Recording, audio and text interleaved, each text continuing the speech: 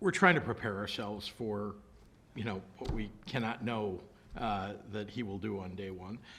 And remember that this president-elect is known for pronouncing things and then never following through. He's also known for not pronouncing anything and then foisting it upon people without any warning. So it's very difficult to predict. Just because he says something on the campaign trail doesn't mean he's going to follow through on it.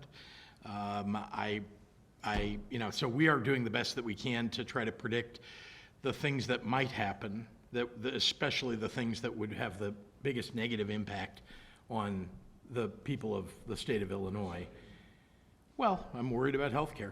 I think that he is, and his Office of Government Efficiency, and the people who were unelected and are just large contributors, making decisions about Medicaid, not officially going back on Obamacare, but changing the rules around Medicaid so that people would get excluded, and we might have hundreds of thousands of people who would go without health care. So we're worried about that.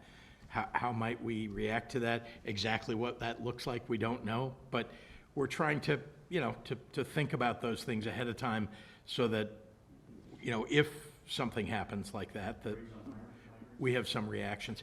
Yeah, all those things are, again, he's so unpredictable.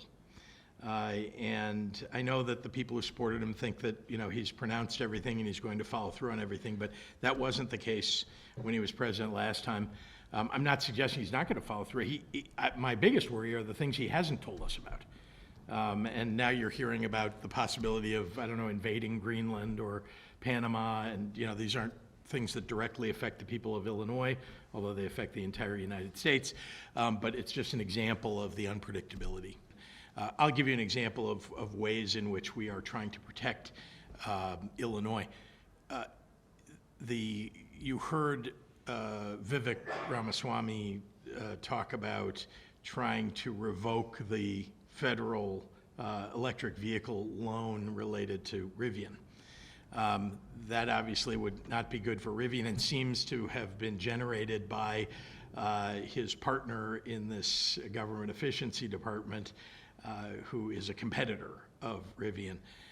And all I can say is I'm all about, just as I am about protecting the people of the state, I'm about protecting the workers of the state and the companies of the state of Illinois. And so that's one way in which we've actually worked already to address concerns that I have about the new administration.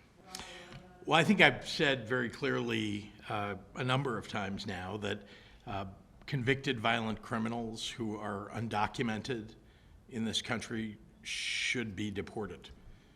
That I think that's something that I think we all should agree on, that it's hard enough to tolerate somebody who is a U.S. citizen who commits a violent crime, but we do, of course, and we put them in prison and we try to rehabilitate them and so on.